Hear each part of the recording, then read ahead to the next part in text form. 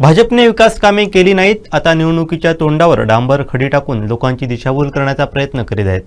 याकडे निवडणूक प्रशासनही लक्ष देत नाही असा गंभीर आरोप ठाकरे शिवसेनेचे लोहरी पंचायत समिती मतदारसंघाचे उमेदवार लक्ष्मण रावराणे यांनी केला आहे. पाहूयात. नमस्कार. आता सध्या जिल्हा परिषद पंचायत समिती निवडणुका 2026 होऊ घातलेल्या आहेत आणि त्या ठिकाणी 7 फेब्रुवारी ही निवडणुकीची तारीख आहे आणि आम्ही गेले 10 दिवस आता प्रचार करतोय फॉर्म भरल्यापासून आणि आम्ही घरोघरी जाऊन प्रचार करतोय आणि असलेले गेले मला वाटतं 17 मध्ये आपलं इलेक्शन झालं तेव्हा मी 2.5 वर्ष सभापती बनून होतो. 5 वर्ष आणि त्याच्यानंतरही राहिलेली 4 वर्ष या ठिकाणी लोकांची आपण पंचायत समिती सदस्य म्हणून सेवा केली आणि त्याचा जो आम्ही जमिनीवर राहून जे काम केलं आहे ते लोकांनी आठवण ठेवले आहेत आणि जो प्रत्येक माणूस आहे तो सगळ्यांना सांगतोय. बघितलं तर हे भाजपची असलेली आता जी काय चालली आहे महागाईचा विषय असून देत बाकी जे सगळं दादागिरी आहे ते चाललेली आहे आणि त्याच्यावर लोकांनी जे प्रामाणिक आणि उद्धव साहेबांनी जे प्रामाणिक राहिले आहेत. आता बघितलं तर महानगरपालिकेच्या ज्या इलेक्शन झालं त्याच्यामुळे मुंबईमध्ये जवळजवळ 65 सीटा उद्धव साहेबांच्या आल्या तेवढ्या दादागिरीमध्ये सुद्धा. आणि जो दादागिरी आता मी या ठिकाणी सभापती होऊन जेव्हा एकदा ग्रामपंचायतीमध्ये आलो त्यावेळेला प्रशासक होतो आणि भरसट साहेब होते. तेव्हा काही हे जे दादागिरीवाले लोक आहेत ते आलेत, म्हणाले तुम्ही इथे कसं काय बाजूला बसू शकतात. मी म्हटलं ठीक आहे, तुम्हाला चुकीचं वाटत असेल तर आम्ही बाजूला बसतो. म्हणजे आम्ही जर कुठे एखाद्या ग्रामपंचायत जाऊन बसलो तरी यांना वाईट वाटतं. त्याच्यानंतर कर्मधर्मयोगाने माझ्या वडिलांच्या जागेवरती मला या ठिकाणी अनुकंपावरती नोकरी लागली होती. तिथे पण मी पुण्याला गेलो नोकरीला. तिथे पण ह्यांची दादागिरी फोन यायला लागलेत की गडचिरोलीला बदली करून वगैरे. मी 4 दिवसात लगेच यांच्या रागाने राजीनामा दिला आणि परत मी माझ्या सेवेत आलो. या ठिकाणी आमचं वीर लक्ष्मण रावराणेंचं स्मारक आहे, त्या स्मारकासमोर बॅनर लावून ह्यांनी अपमानित केलं.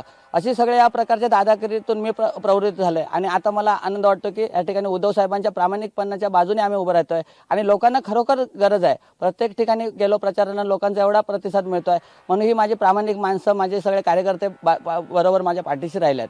आणि आता बघा आम्ही म्हणतात ना विकास केला म्हणून, तर विकास केला तर मग आता मला डांबर घेऊन घालायची काय गरज आहे. त्यांनी जर विकास केला आहे ना, पालकमंत्री आहेत किंवा ह्याच्या अगोदर कितीतरी नाही म्हटलं तरी या ठिकाणी सत्ता आहे, मग विकास केला असता तर आता डांबर करायचा किंवा आता कुर्लीमध्ये गेला तर तुम्ही डांबर घालतायत रस्त्याला, परत लाईटीचे पोल प्रत्येक ठिकाणी जाऊन करतायत. मग ह्याच्या अगोदर तुम्ही काय झोपला होता काय? तुम्हाला विकास जर लोकांचा करायचा होता ना, मग तर आता दाखवण्यासाठी आणि मतांसाठी सगळं काम चाललं आहे. आणि या ठिकाणी खरोखरच आम्हाला तर मला वाटतं आमच्या वैभववाडी तालुक्यामध्ये जवळजवळ 4 ते 5 सीटा आमच्या या ठिकाणी पंचायत समितीला आणि 2 तरी आता एक काय त्यांची आलेलीच आहे त्याच्यावर बोलण्यात काय अर्थ नाही, पण 2 सीटा तरी आमच्या जिल्हा परिषदेला निवडून येतील आणि खरोखरच लोकांचा प्रतिसाद ते आम्हाला विजयाकडे नेतील. आम्हाला कुठलंही हे खोटं आश्वासन लोकांना द्यायचं नाही आणि कुणी लोकांनी सांगावं आम्ही सभापती काळात केलेलं काम आणि लोकांशी राहिलेलं जमिनीवर राहिलेलं जे काम आहे ते आम्ही लोकांपर्यंत आम्ही ते जाऊनच आम्ही मतं मागतोय. बाकी आम्ही काहीच बोलत नाही त्यांना विकासाचं काम, कारण 1-2.5 वर्षामध्ये जेव्हा आम्ही सभापती होतो तेव्हा कुठलाही निधी नव्हता या ठिकाणी आणि जेव्हा आमची सत्ता होती तेव्हा आम्ही केलेच. म्हणजे जेव्हा आमच्या उद्धव साहेब जेव्हा मुख्यमंत्री होतो तेव्हा केलेली कामं आहेत. धनगरवाडी आमच्या आचरण्यामध्ये धनगरवाडीचं काम असून दे, बाकी कुर्ली गावामध्ये झालेलं खासदारांच्या निधीतून काम आहे, वैभव नाईकांनी आमच्या केलेले कामं आहेत, आमच्या लोकप्रतिनिधींनी पण खूप कामं केली आहेत. आता हे करतायत ते आणि ह्यांनी जर कामं पूर्ण केली असती तर आता डांबराच्या गाड्या घेऊन काय करायचं आहे. आचरण्यामध्ये कालव्याचं काम चालू आहे.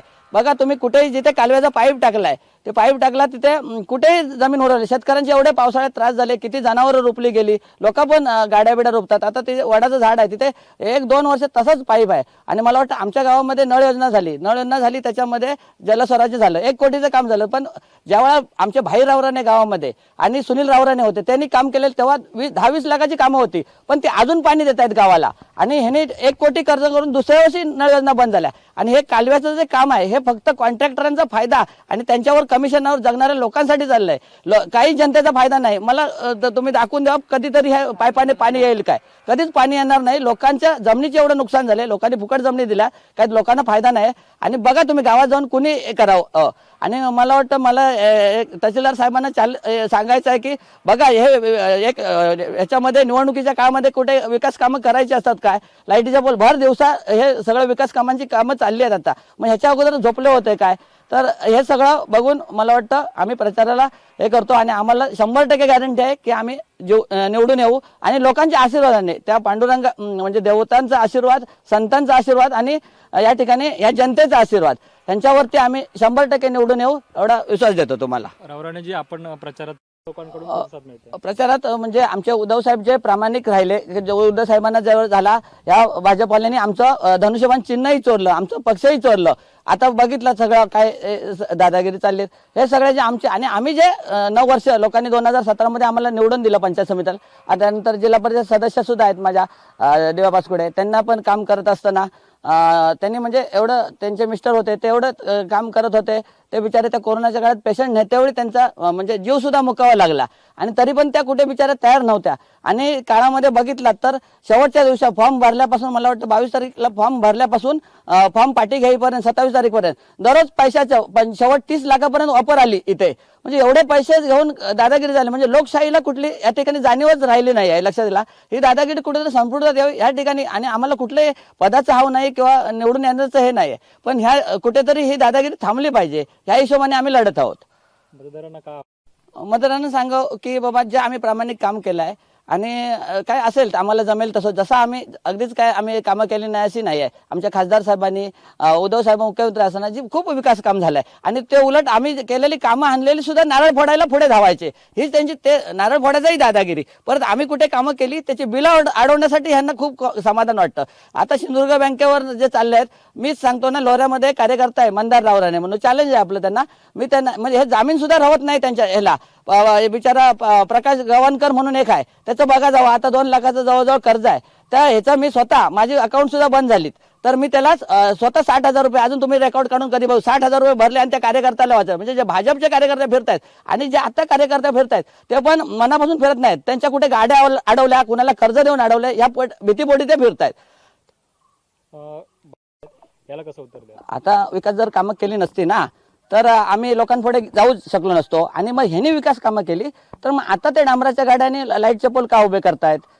त्यामुळे आम्ही जे आम्हाला जमलं आमच्या ताकदीत होतं ते आम्ही कामं केली. लोकांची सेवा ही कायम आम्ही करत असतो आणि ती करत राहणार. निवडून येऊ न येऊ आम्ही लोकांची सेवा करत राहणार.